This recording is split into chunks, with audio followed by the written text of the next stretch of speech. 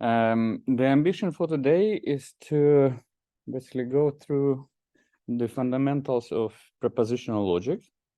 And I'm pretty much aware that you learned some aspects of it in your previous studies. If not, it will be something new for you. If you did, it will be good recap.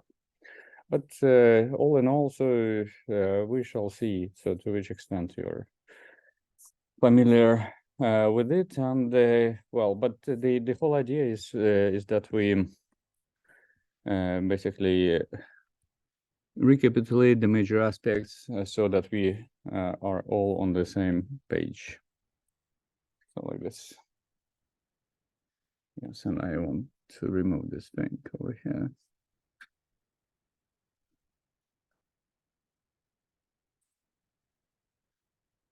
Yes. So we are about implementing reasoning about world events.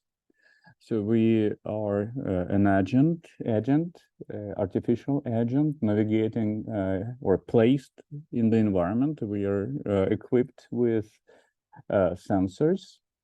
And in this very simplest case, our sensors are really simple. So they, our percepts are of binary nature. So if something is present or not, and this is pretty much the main limitation of classic logic. So that's what we are focusing on now. So the propositional logic. So let me answer this. So otherwise, so classical logics, they offer very rich machinery for reasoning, and also so all advanced logics, they're built on top of it. So next week, so my ambition is to peek into fuzzy logic, for example, and this will be kind of contrasting the use case we are considering here. So what if our percepts are of more complex nature in the first place? So so they are not just binary, but they are on some they return some continuous values, and moreover, so they are kind of maybe not even precise. So they are subjective. So you talk to people, and they, I mean, they describe the world in rather vague terms. Like there is, it's not like that. There is bad smell or there is no bad smell, like in this example, but it smells too bad or it smells okay, something like that. So how to deal with this situation? So that we will be talking about next time. So and the idea is that during next class we will kind of wrap up this domain of classical logics and move on towards more practically meaningful examples, maybe simplifying from the reasoning point of view. I mean, from the but practically useful. So we will be moving towards ontological world or knowledge representation and reasoning. But today we are still here with our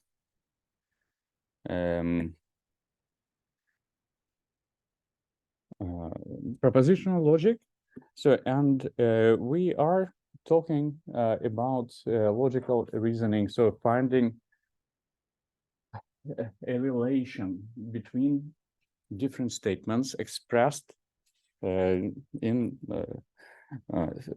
specific syntax. We will be talking about syntax very, very shortly.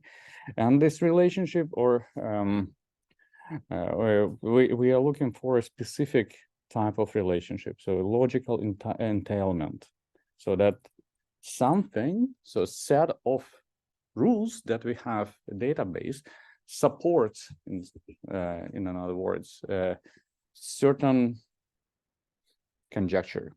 So certain fact, new fact that is not present in the knowledge base, and this is a relation of logical entailment. And in this case, the inference is about really deriving conclusions, and we will be looking at this very specific simplified case. I mean, this very small world of imagined navigating and having risk of being poisoned. And we start with very few rules populating our knowledge base and try to infer new facts about the world.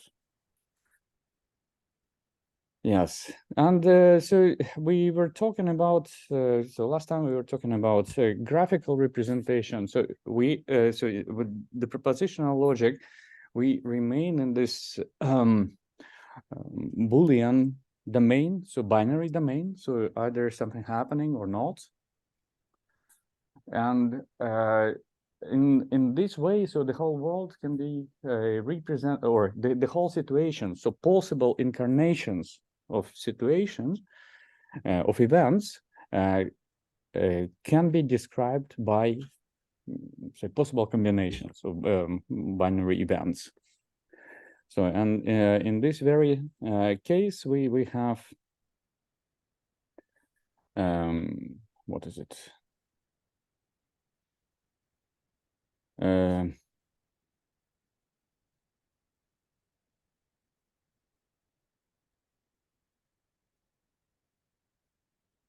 8 possibilities, right? Because we are talking about, so we are being concerned about the placement of possible placement of poison in one of 3 cells, including, once again, so the case when there is no poison. So this is just all possible full set of events. Let me try to. Why are you not having it? मैंने कहा 1 बजे अभी शुरू हुआ बैठ के time करो तो बोले मैं नहीं आ सकती. So let me, what is it, mute? Okay. Right. Yes. What is the domain of alpha 1? Huh? What is the modulus of alpha 1? So these are all the models describing this event over here. Okay.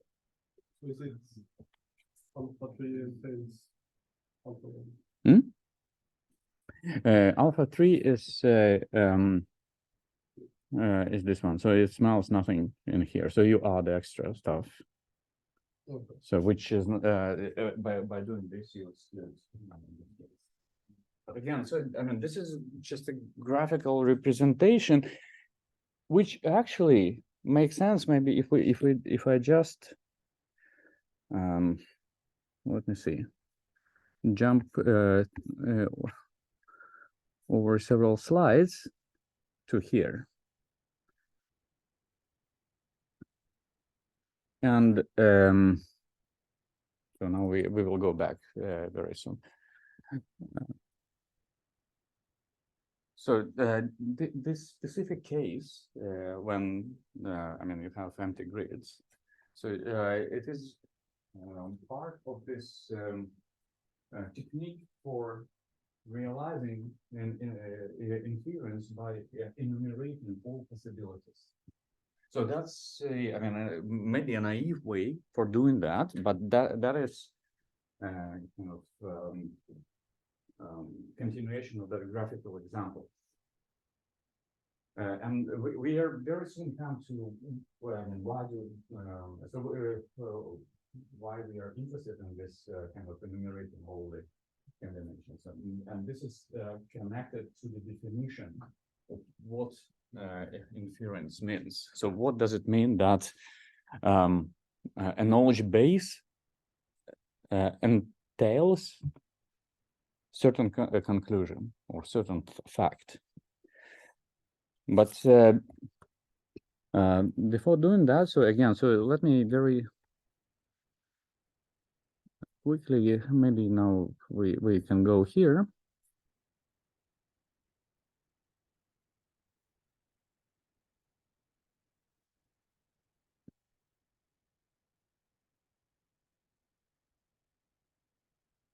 I know that you cannot hear me. I try to stay here, but I mean,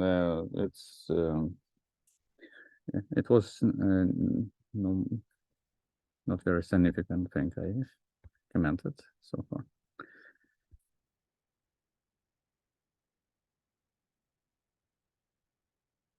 Yes, the transition to that table that we will soon meet again. So we need to introduce a formalism into our logic.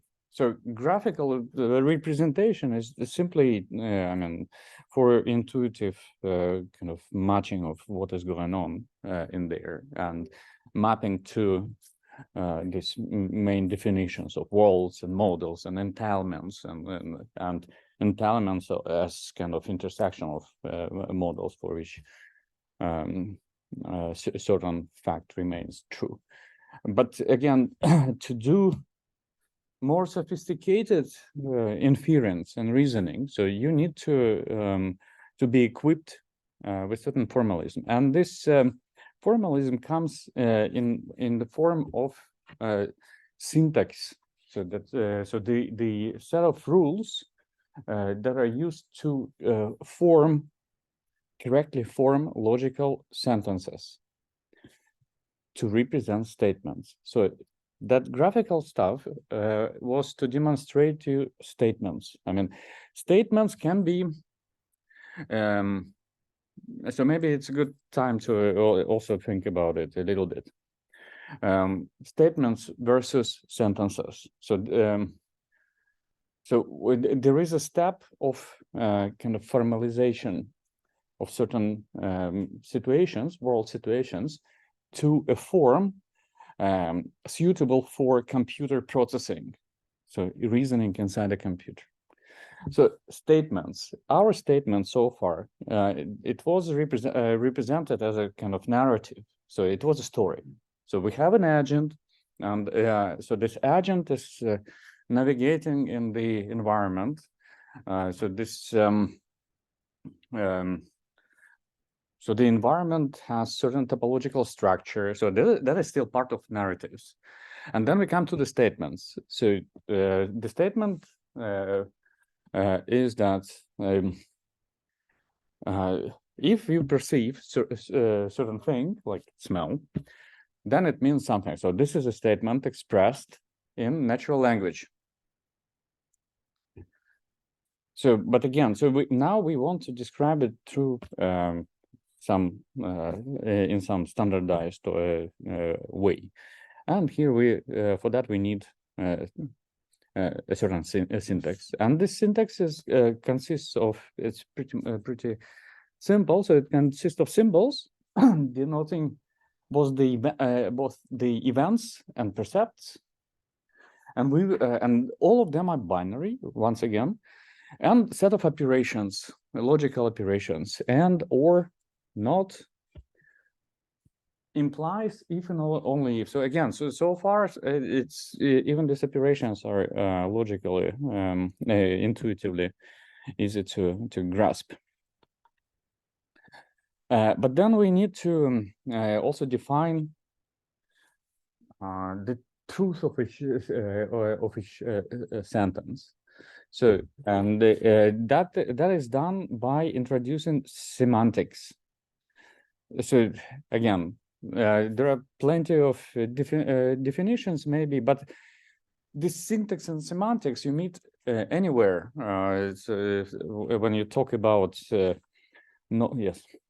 To evaluate the positional statement. Yes, exactly. So what does it mean that a certain statement is, or a sentence is true?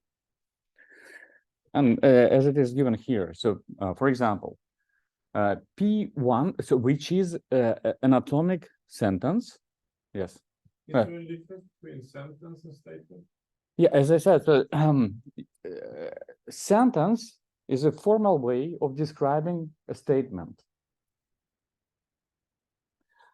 Once again, look, maybe that's this slide I spared for a recap session. So next Monday, but maybe that is again, I want you to peek into it even now. So you have statements. Well, first of all, it really depends on the use case or the context, what the statement is, in which form it comes. Maybe you consider a live situation like, so you have 3 people, and then you try to describe different relationship between them. Again, so in a textual form. So these are your statements. And these statements, I mean, if for us, kind of biologically intelligent beings, they are sufficient to implement reasoning. So you inside the brain, you can kind of match the facts against facts, and then derive a conclusion, so a certain conclusion. But for the machine, so we need to transition from this kind of vague description into more formal description, which is a description through sentences. So which is shown in this yellow box. So same thing, but expressed in with sentences. And with these sentences, and equipped with resolution rules or inference rules, as we will be talking about now, then you can make a program, a computer program, that shows certain validity of facts.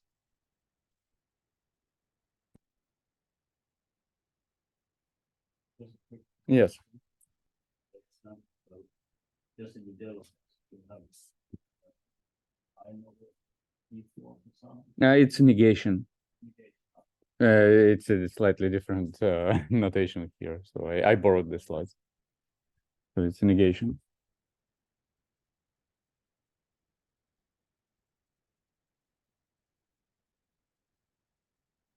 Let me go back.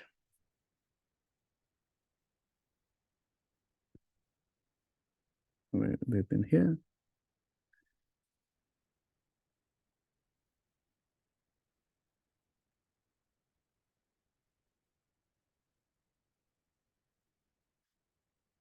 And then, with this formalism, we can define now, formally define a model, like a possible assignment of values to variables of a sentence. Again, so that's pretty much clear. And then yet another keyword here, satisfiability. So I want to spend a couple of slides. We will not go deep into details of that topic. So that will be let me stop talking about it now. But so we are talking about a certain sentence alpha, which is true in certain model. So as and the model is basically a vector of assignments, Boolean assignments to the variables of the sentence. And so if this assignment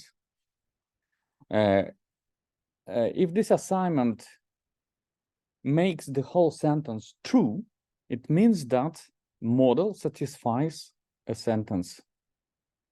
So again, so this that's a definition. But again, these 3 points is kind of good to reiterate. So, well, syntax is syntax. So you actually, if you think about it, so you meet them throughout your all of your computer science studies, like compilators and such.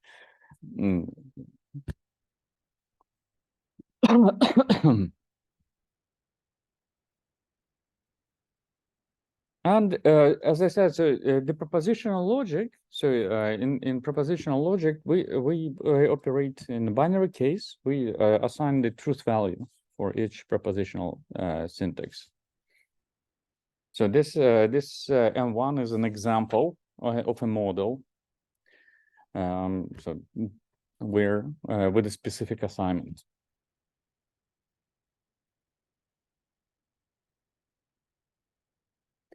And the semantic, yes. In the group here, it says that it also take the like unknown value, Say again. that the propositions can take an unknown value. In which context? Here. I mean, it's a long text. If you can digest this long sentence. Epistemological commitment is like true, false, or unknown. So the proposition logic. Unknown. Yeah. Yes. Of course. Unknown. So that's what you kind of do. So I mean, yes, that's true. That's true. So that's what you try to. That's what you infer. So you. And do you like input unknown into a function, or like the? So unknown is simply not. Can you has it as like evaluate using unknown values and get the unknown value back? No, I mean these sentences are constructed with known values. Okay. I mean some unknown values, so they're simply not part of your knowledge base. Okay. Yes, but you can derive them basically, and they become known with time, and then they can participate in forming sentences.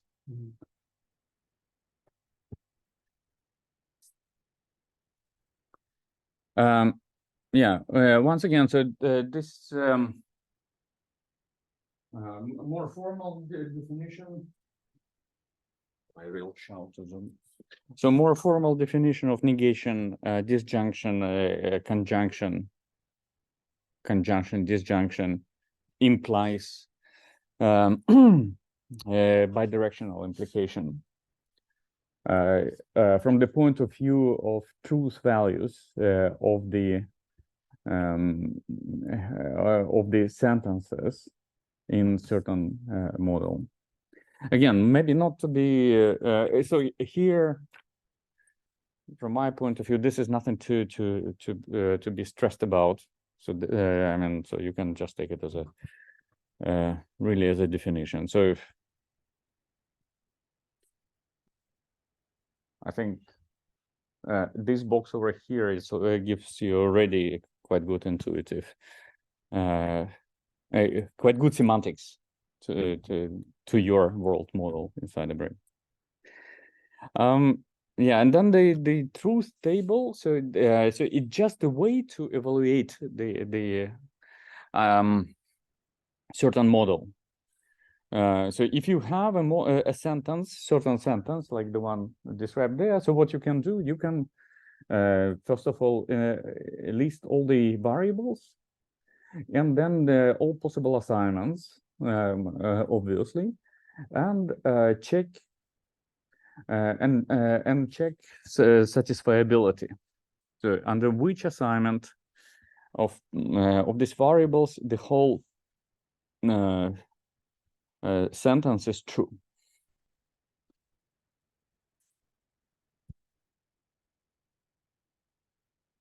So nothing to remember here, but I will keep it on a separate slide. But that is that what will be our starting point. So so we start populating a knowledge base about this simple world. And so this is mainly by direct observations of percept, and like the first rule. So there is no poison in 1-1. So we are located in 1-1. So a rule describing general statement about our scenario. So it smells bad if there is a poison and it would smell bad in 1-1 if there is a poison in the neighboring cells. And this is a bidirectional implication. So if there is a poison, then it smells in cell 1-1. Then, well, same thing goes for cell 2-1. Again, so that's our kind of initial condition. So from which we start reasoning.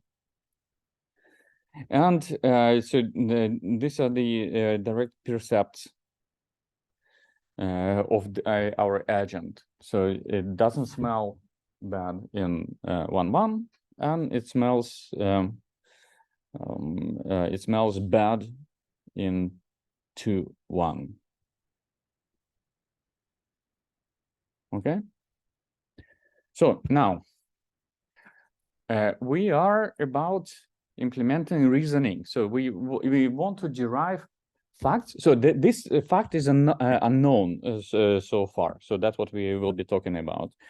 So Excuse me. Yes. I seem to not follow the relationship of these things that you're telling with the example. Maybe I don't know. Can you be more specific? Yeah, I cannot understand how these things that you're explaining are connected to the example, the box example where the poison is and everything. What are we trying to achieve in that with these statements that you're mentioning? Well, I mean, what is the goal of this? that's what I'm about to, or what I'm currently telling you. Okay. So Okay. knowledge base is the set of rules that you have. So this is the current snapshot of the world that an agent has. So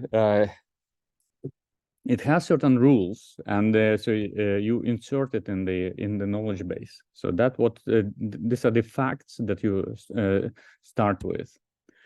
And so the goal with this example is to derive a new fact. So basically what you want to show that there is no poison in cell 1-2. Oops, sorry. Oops. So 1-2, which is this one, 1-2. So just directly above 1-1. So you don't know it from these rules. You don't know that there is no poison in 1-1. So the only thing you know that there is no poison in 1-2. Sorry. So the only thing you know about your environment is that there is no poison in the current cell. And that what you also know that there is no poison there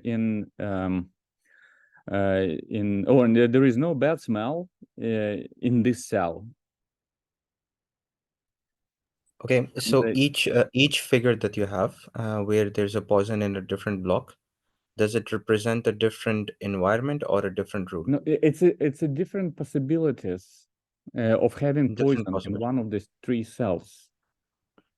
Okay, so none of them is the actual truth then.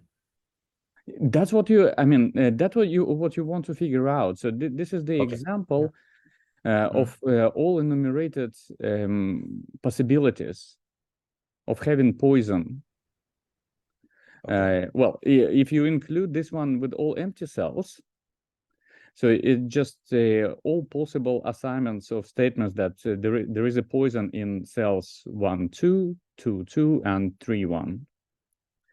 So this part of the graph or of the illustration, which is surrounded by the solid line, it shows a sentence that there is a bad smell, or it shows all possibilities for the situation where you feel a bad smell in cell 2-1,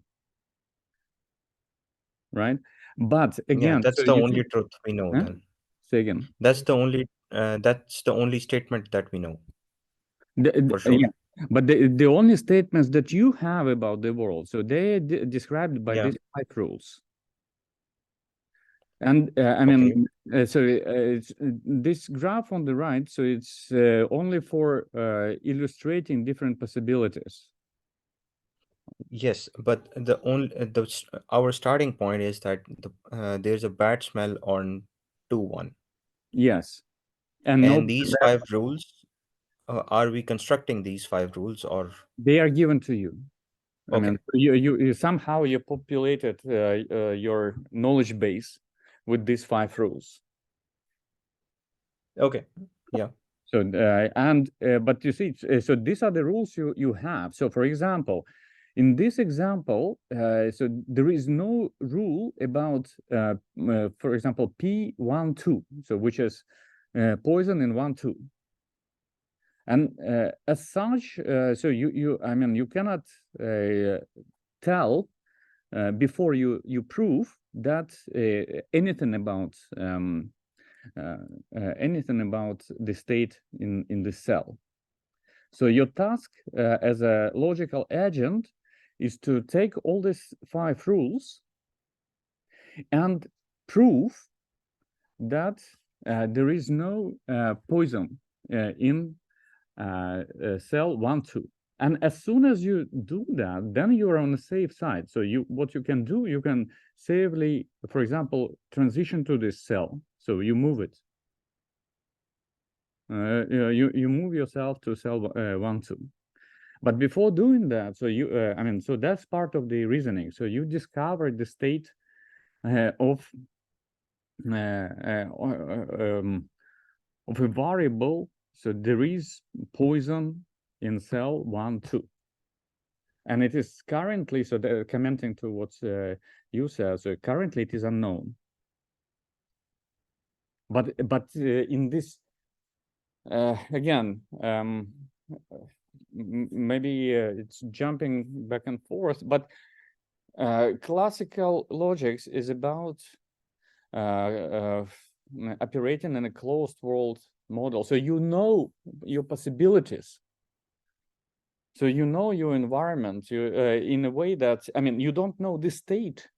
Yes, just let me finish. So you don't know exact assignments for different placements, but you know that you know your environment, and it is part of your reasoning procedure to discover it based on some background knowledge and new discoveries. Yeah. We know, right, that this block that is outside the knowledge base, or the model, I mean, Mm-hmm. will not be in the knowledge base, because even if it's poison, like it's not adjacent to the grease, right? Or how is it? Maybe it makes sense. It makes sense, as I said, from the point of view enumerating all models only. So you shouldn't, I don't know, maybe it's I mean, to me, I mean, it's interesting. Well, I need to think about it, but to me it doesn't appear very confusing. So this graphical representation just shows you possible possible outcomes of assignment. So you are in cell 1,1, and so if you're kind of clean slate, so you have only this rule 1. So you may, I mean, you don't have any assumption. So it's, I mean, about your kind of neighboring cells. So in these settings, so this assignment of all false for the statement poison in this particular cell is valid, or it makes sense. And then, so just again commenting to your online question, so so how this example is connected to, for example, to the next slide with reasoning. So now, once again, so this is your current state of mind or of knowledge, so to say, about the environment. And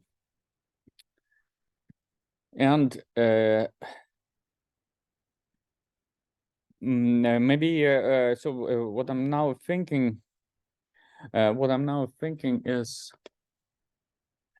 maybe just the order of the rules, like 4 or 5, it comes a little bit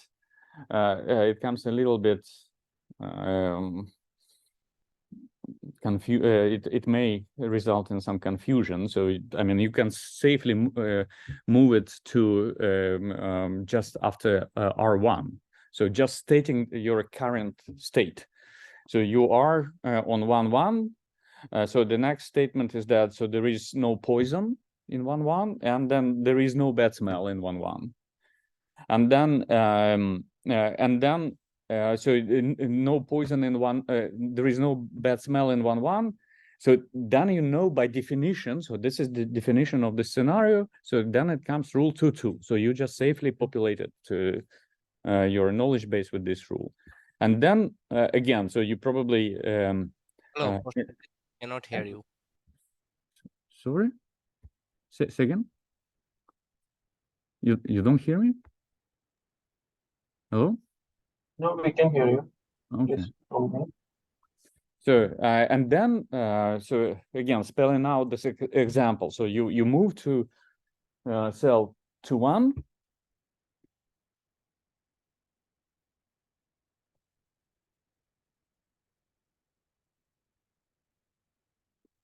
You move to cell 2-1, you discover a bad smell, and again, by the definition, so you include rule 3.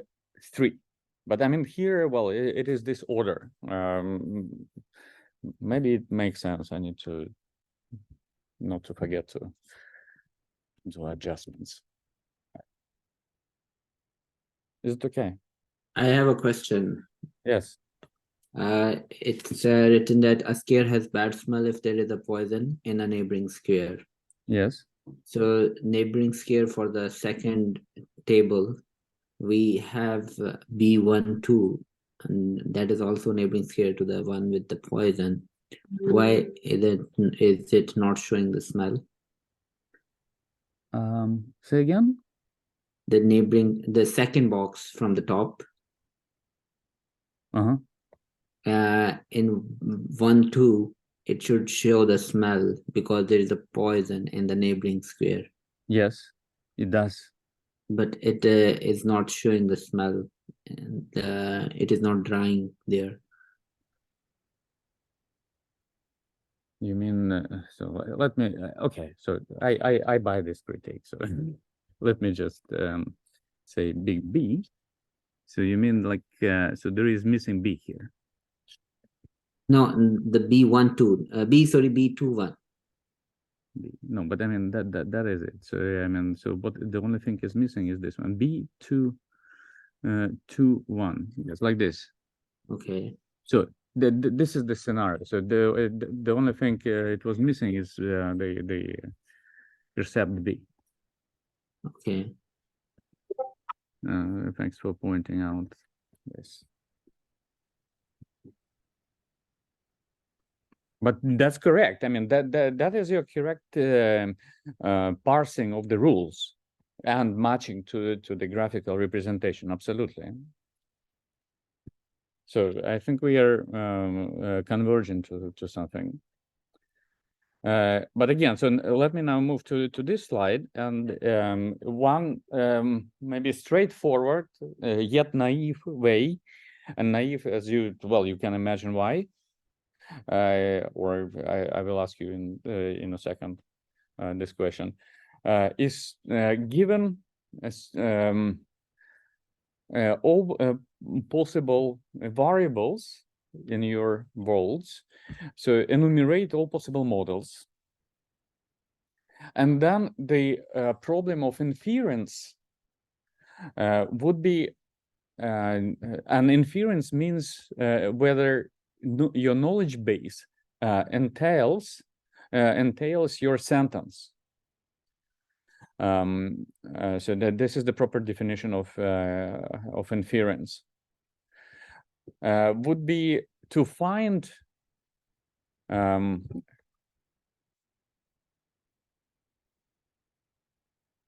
to find all models where the knowledge base is true and your sentence is true as well. So this is the definition of entailment. And this is the case. So you so if you enumerate all the possibilities for all these different variables, so we are about finding out the case where, or to show that there is no poison in 1, 2. So there is no poison in 1, 2 means that P12 is false. And indeed, so and again, so sorry for this kind of tautological sentence, but when P12 is false, it means that this sentence is true. So that there is no poison in this cell. So what do we have here? P12, false, false, false. And the knowledge base in this situation is all true, true, true, true. So, and only in this case, we can say that, okay, so the knowledge base is true in this case, in all these sentences. And so you, this specific fact that you want to show is also true. It means that your knowledge base, your current set of rules, support inferring this new fact. So now you can safely say that your previously unknown P12 becomes known, so that P12 equals true, equals false. But again, so what's the problem with this type of inference?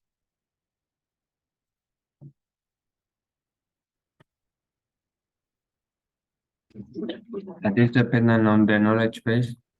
Knowledge base and exactly, so it's not scalable.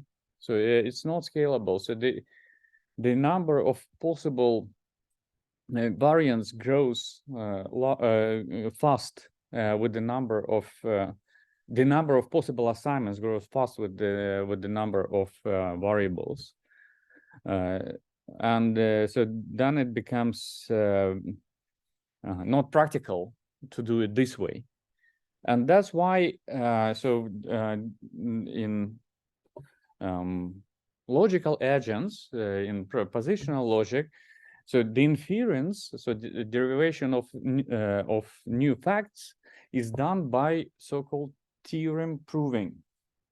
So a set of techniques that you apply on logical sentences and in order to derive certain facts. So you do not need to enumerate all the possible outcomes for your variables, but rather you use these rules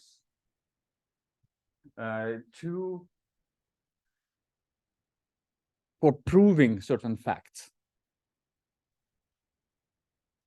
So let me see. Again, very, very quickly, commutativity. So it's so you can change the order both in conjunction and disjunction. Associativity with respect to conjunction and disjunction. So that's double negation. So results in the sentence itself. That's a very useful rule. So contraposition. So basically, implication. So A implies B, logically equivalent to. So you swap the sides of the sentences and negate them. So that negation of the right-hand side implies the negation of the left-hand side, so contraposition. Implication elimination, so that is very important. So we will be talking about, for example, normal forms. So the whole thing again, just to very quickly go down to the reason behind all this. These operations like implication or so bidirectional implication, you need for expressivity. So I mean, they allow to express statements. So if this, then this. So I mean, so kind of direct matching of language statements to formal sentences.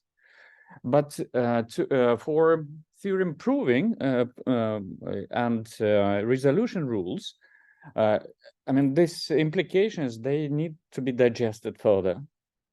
And one of the digestions is to change it to a disjunction.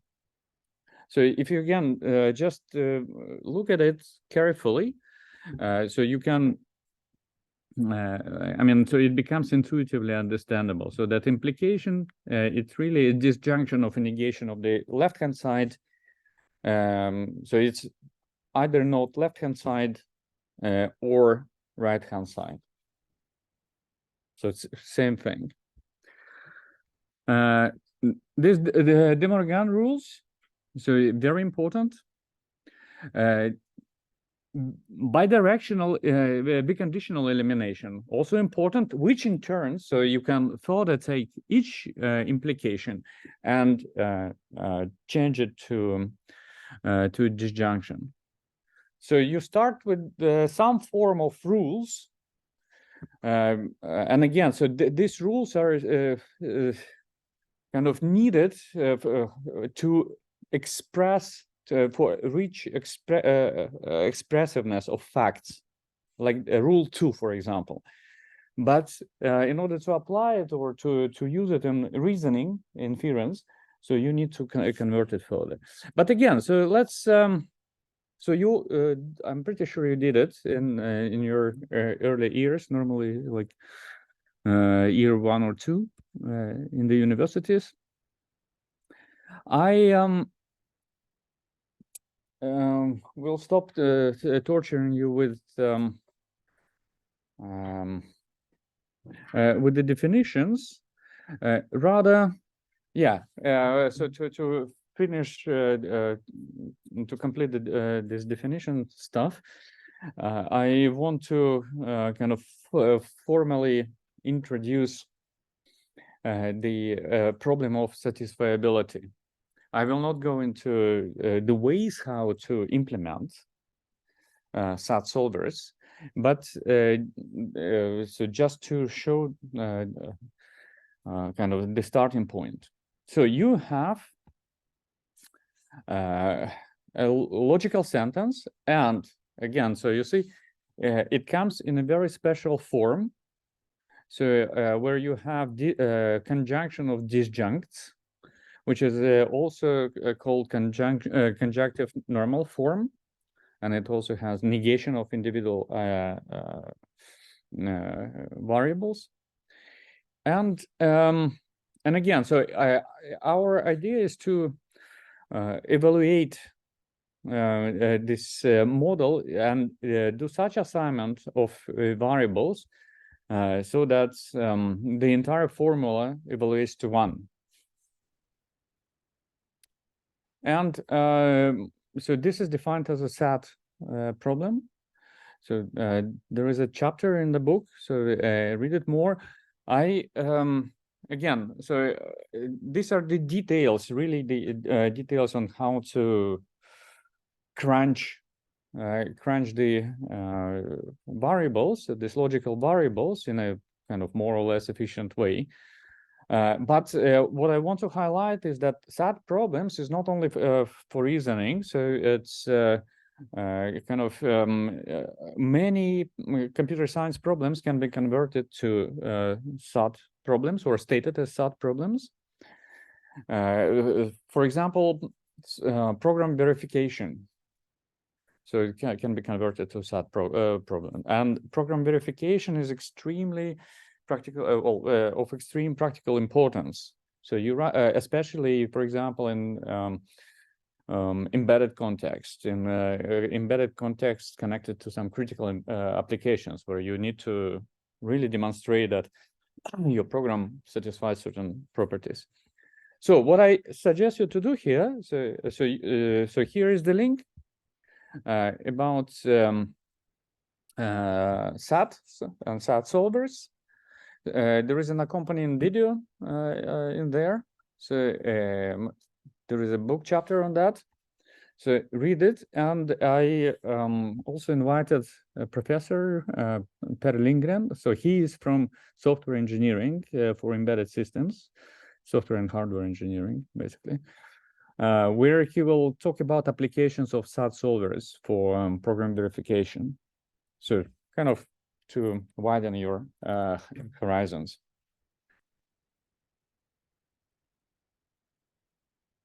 Yeah.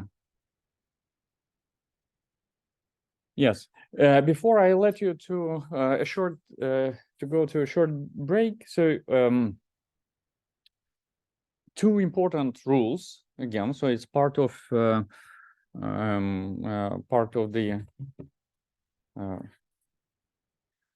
game, so to say, for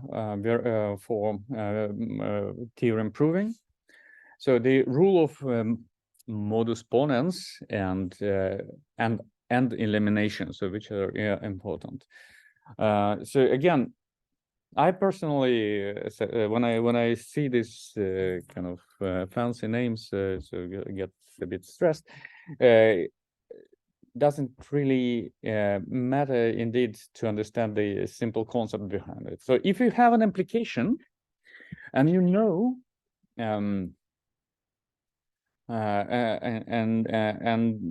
basically you know that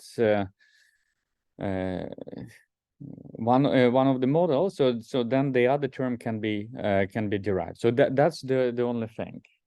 So it says, so if you have a sentence like enemy had and enemy alive shoot, so then it implies that you need to shoot. And if you are given this, so then basically, I mean, so you can infer this. So sometimes it's useful as a final step, for example.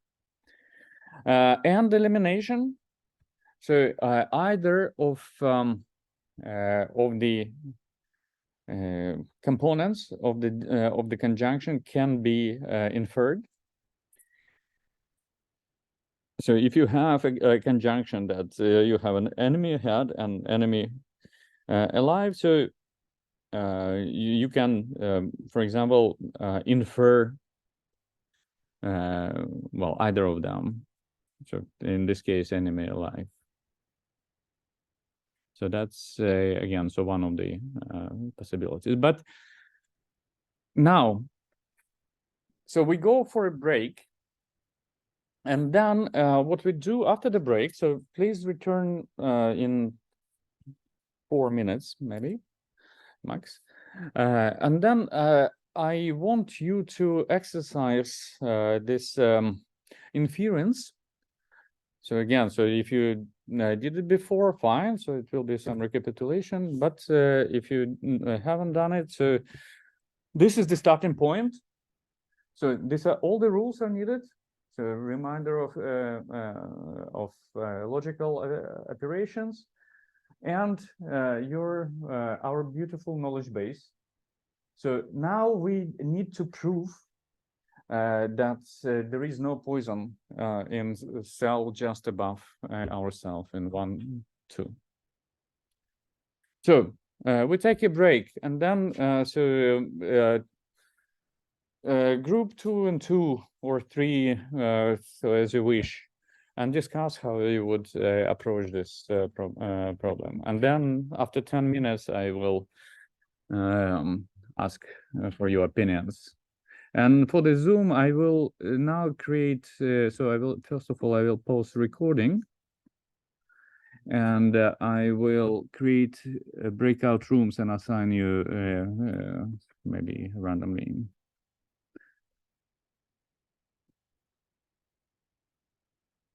How many participants? 20.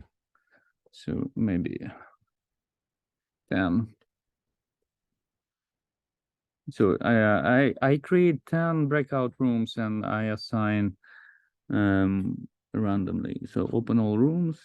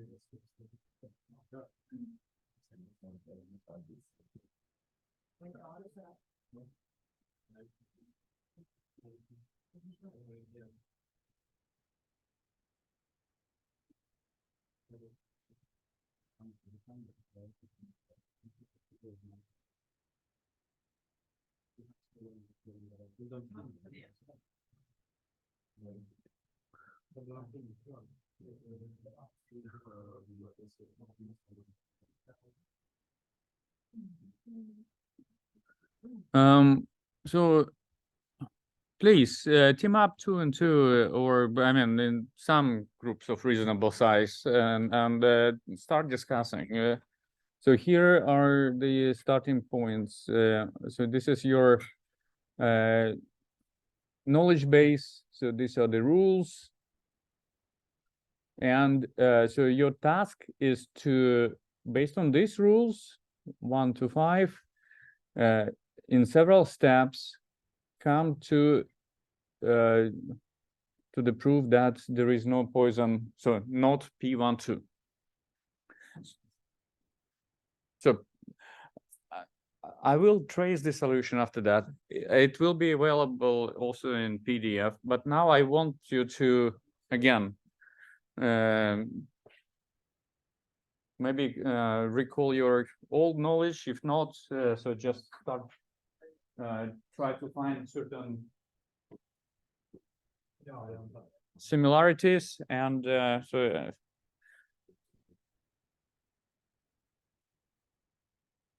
And the same goes for Zoom.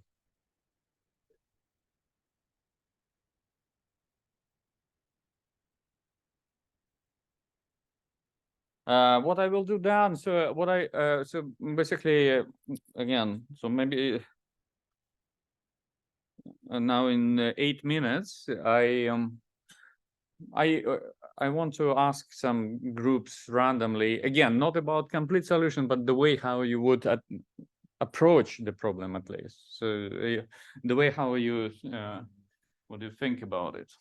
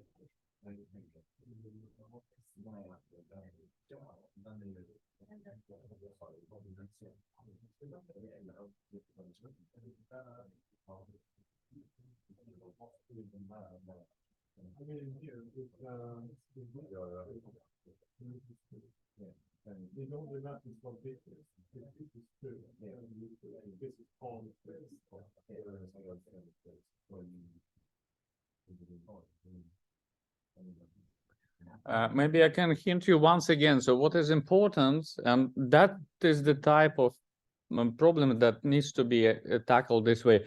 So these rules in the box, so they need to be applied onto the onto the sentences on the left to derive new sentences, which lead at the end to the proof of not P12.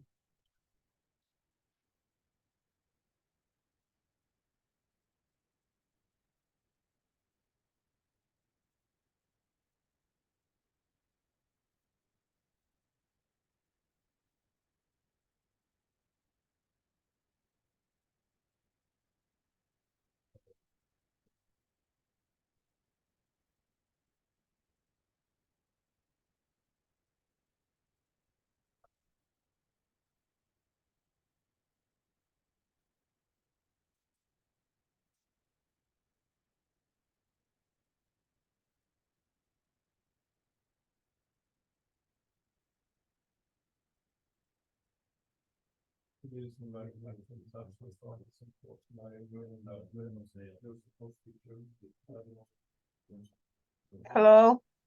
Hello. There is nobody in my breakout. Really? There is no one in mine, also room number 5.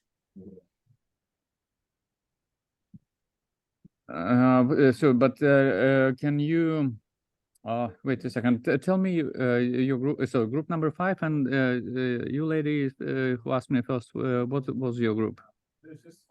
I didn't check. I think it There was. were 20, so they all Yeah. escaped. Amazing, just amazing. Oh my goodness. Just give me a sec. That's beautiful. As soon as you say that, I will ask each group about the way how you reason, so people just shut down.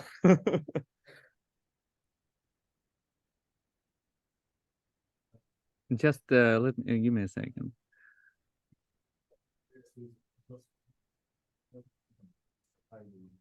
So was it Deborah and Asim. Kasim? Okay, so let me. I'm also no group in group 10. Let me just create one, and I will put you all in that one. Okay. Okay. My goodness, that's just amazing. Close all rooms. Close all rooms. Yes. So, okay, it takes a minute. But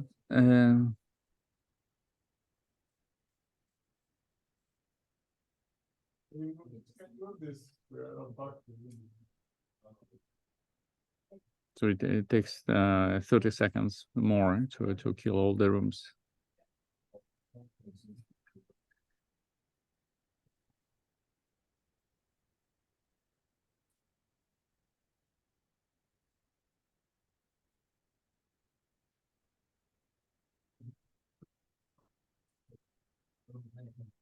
Uh,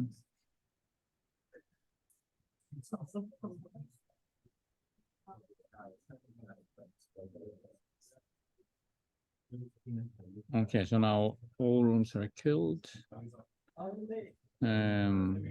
Yes. Yeah, sure, yes, of course.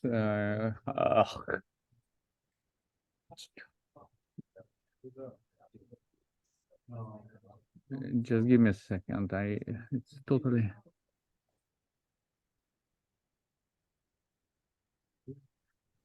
Well, we do it like this. Listen, in Zoom. So I will hide this floating menu, and I will also kill this one. I reduce the volume here. Please do discussion online, so it's not recorded. So unmute yourself and talk loud in Zoom. Hi.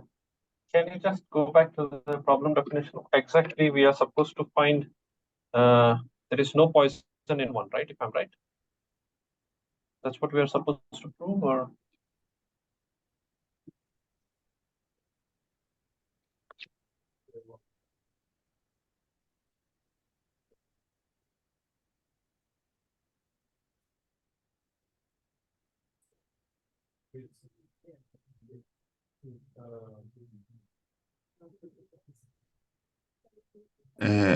Excuse me, we have a problem. We can't see the slides. Zoom. yes.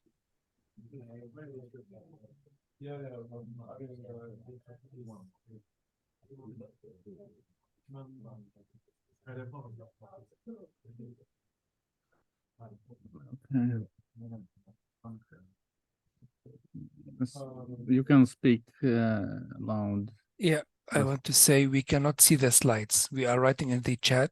Okay, Please check? yeah. Okay, sorry. Just give me a sec.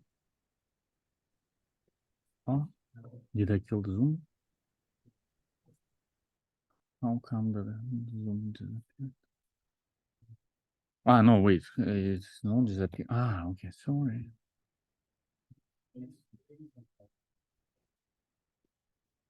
Like this.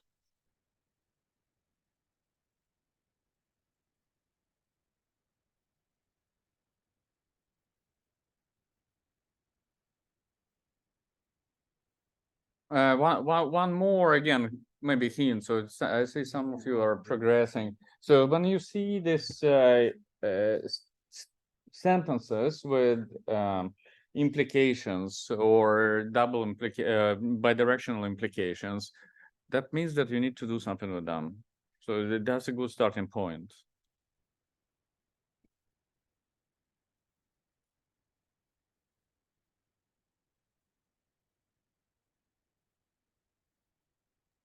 We cannot see the slides.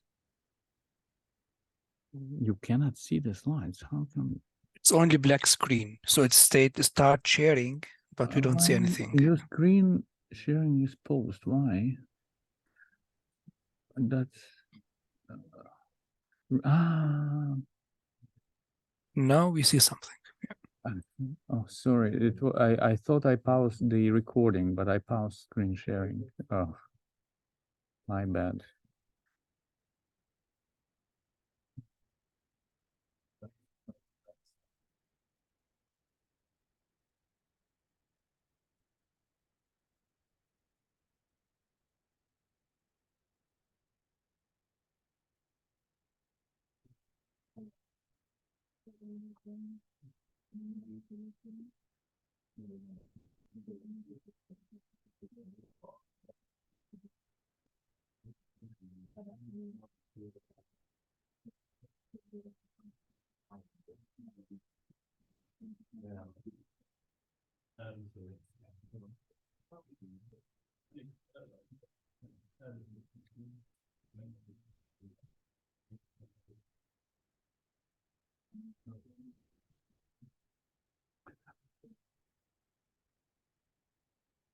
Shall we discuss? So let me do like this. Maybe, well, I increase the volume here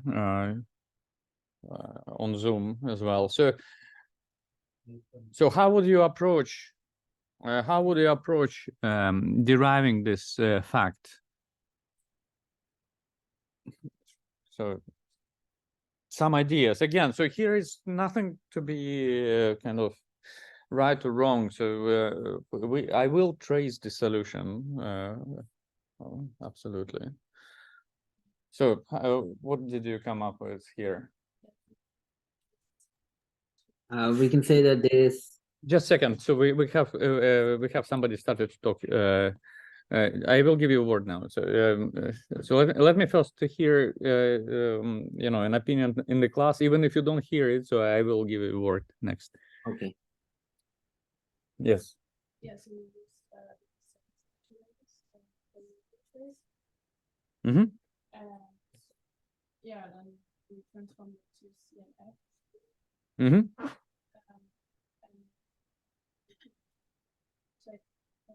I guess. CNF. Well, we are. Well, like, so we used R2. We eliminated the biconditional. Exactly, elimination of biconditional implication. Afterwards, so then we eliminated those as well. Mm-hmm.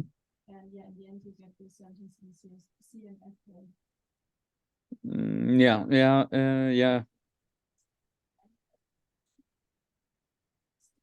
Because then you have the shorter sentence. So I promise to give a word to Zoom. So please. So what was your approach?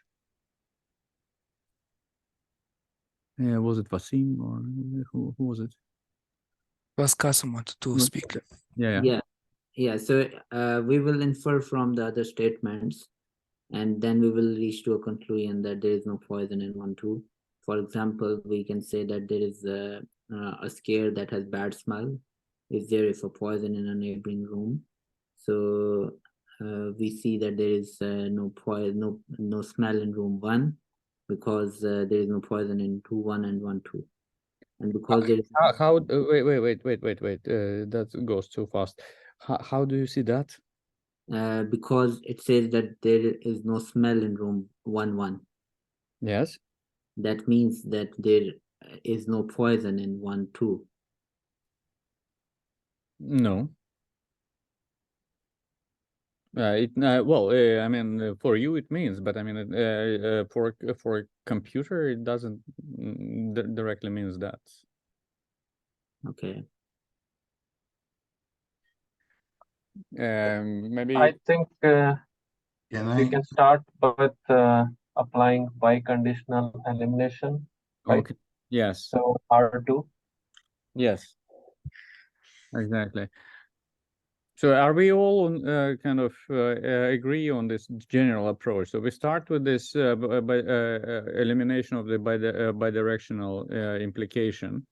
So let me just trace this simple steps.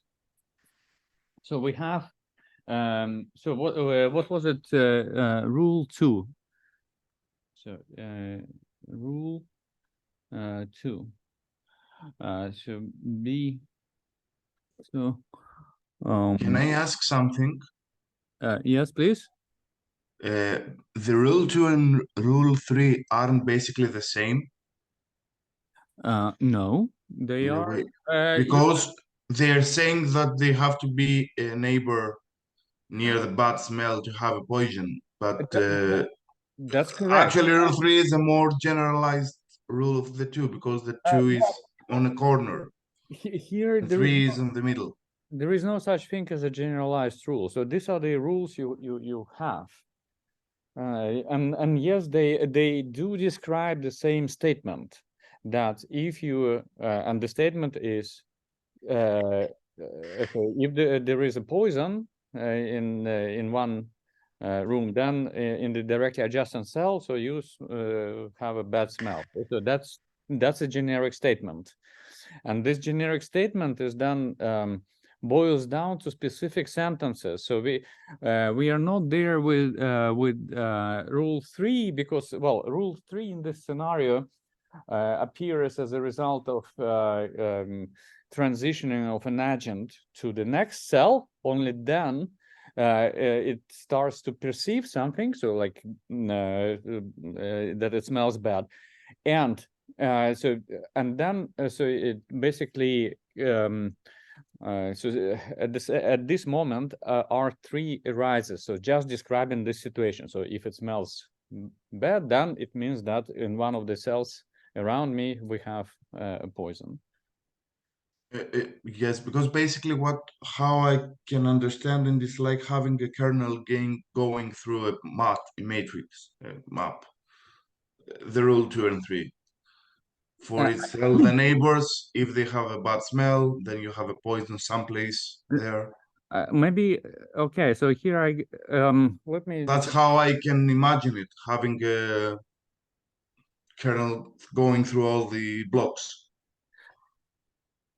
Right, but you see, maybe again, so that's a good point. Let me just, since I'm here, let me just shade this this rule. I will just shade it a little bit, like this, and also this rule over here, because it really, I mean, it. So that's why it probably is a source of some confusion. So if because so these rules appear as a result of interaction of agents with the environment. So if you are just in the first cell, so you don't know yet about the bad smell in the next cell, and you cannot construct a sentence regarding well, you can well, let me think about it.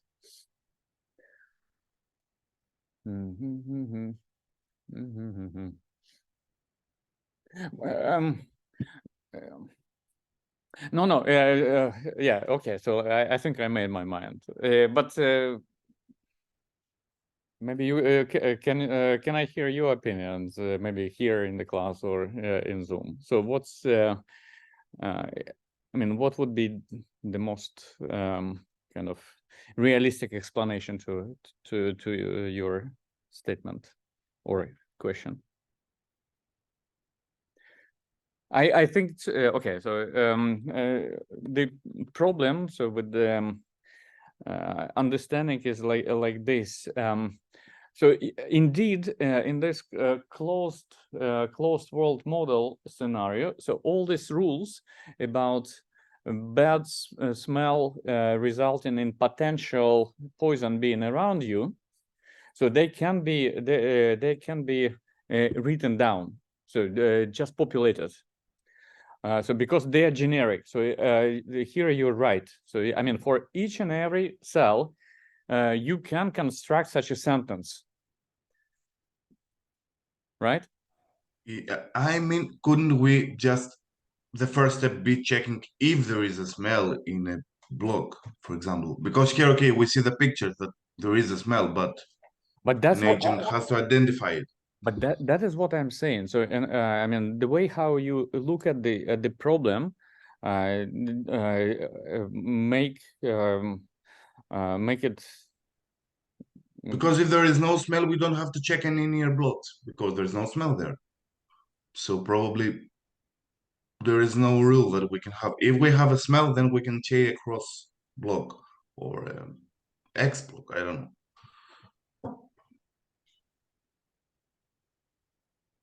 Checking, for example, in P11, we know in P11 by default it's in that we don't have any poison there, but we don't know if we have any smell there. So you go to P11, check, is there any smell there? No, it's not. So go next. In P12, we see that we have a smell. So let's check the nearest blocks.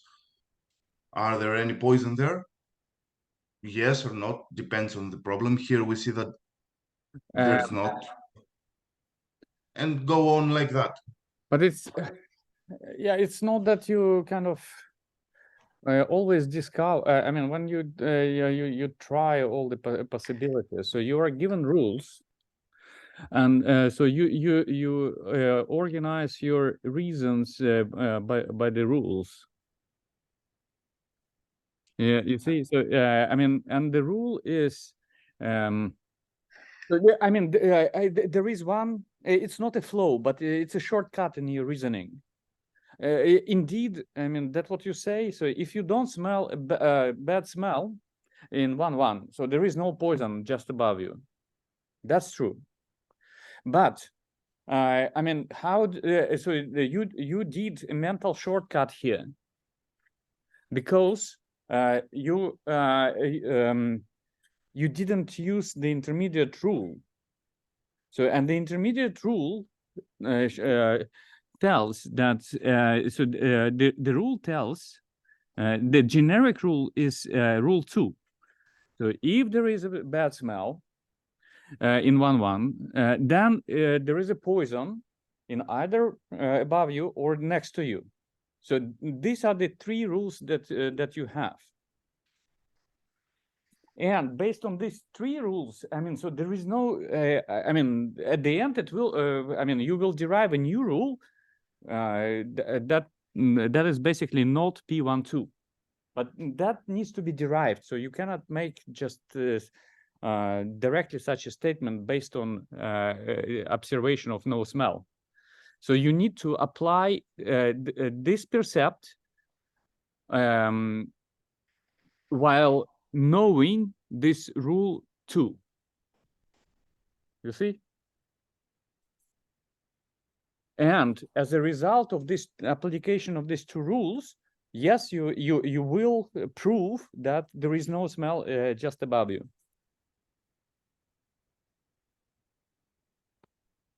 Yeah, I don't disagree with that, but I'm just saying that shouldn't we have a rule that says that you need to find to check if you have a smell? Because if you don't have a smell, but that is rule number 4. That is rule number 4. I didn't understand the wording on that rule. That is the rule number 4, exactly. So this is I didn't understand the wording because my thought was that if you don't have a smell, then you don't have to check anything. You can just go to the next block. No, this is just a percept. So this is binary. So either you do smell something or not. So and then you apply this knowledge based on the rule to really reason. So to derive a fact that there is no no poison just above you, neither above you nor in the next cell. And that is what. So we still have like 4 minutes. So let me just spell it out. So exactly what I said. So we have this rule. So rule 2, and this rule 2 is part of the description. So it's the bidirectional implication that. So it's either smell in 1, 2, or a point. Sorry. We cannot see what you're writing. Oh, yes. Or poison in 2-1. Right. So that so far so good. So what we do here, we do elimination, biconditional elimination. So basically. B11, implies, so that will be our first implication. So P1, 2 or P2, 1 and then the opposite thing, P1, 2 or P2, 1. So that thing over here implies smell B1, 1. So that we eliminated this biconditional elimination. So now, so that is our rule, a new rule or step. So whether you save it or not, so that's different. But steps 6, if we just continue the enumeration. So now what we can do, we can so now this is AND. And so on the last slide before showing this example, so we said that so if you know 1, so you can imply you can infer either of the elements of conjunction. So and we are interested. We are interested basically in this part over here. So that we can imply. So if P1, 2 or P2, 1, so implies B1, 1. So now we want to swap these guys over here.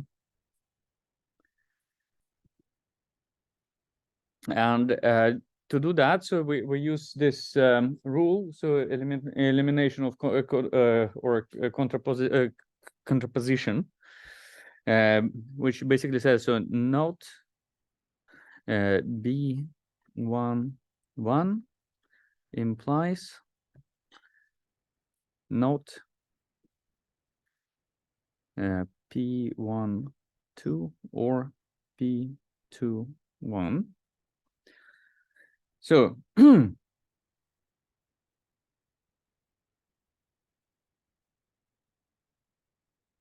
and so now we use that beautiful modus ponens, meaning that if we know that, and we do know that, so now this is our percept, we infer this. So the next rule, so that was rule R7 or 8. So R9 would be not P1, 2 or P2, 1. And finally, so we have this the distribution of negation to which is the De Morgan rule, so which is R10, saying that so not P1, 2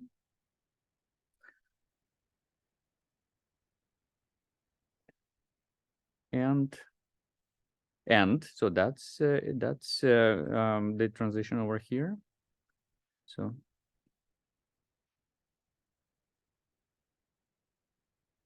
and not P2, 1, and then again, so this is AND over here.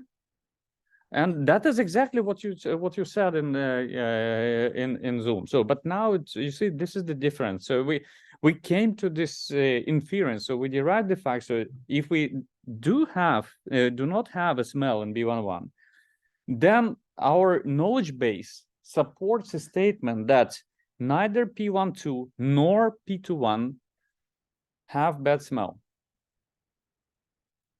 So and by the way, so that's not yet the conjunction or CNF. So we just use this simple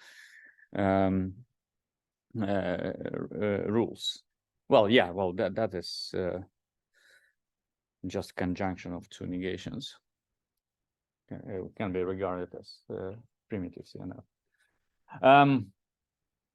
So that is it. So and that is important. So reflect on this. So inference is, I mean, it's easy for us really to kind of think about the last step. So we do all these steps seamlessly, as you did. So here the task of logical agents and logical reasoning is to really derive certain facts. So you can prove, but as soon as you prove, then you say, so that is your new rule in the knowledge base. So now from being unknown, it becomes known. So there is no poison, neither there or there. And you can choose, you go up or you go right. And then, so according to next scenario, so you go right, and then you insert, okay, there is no, there is smell in B21, and then you basically have all different other story of reasoning, which we will complete next time. Okay, good.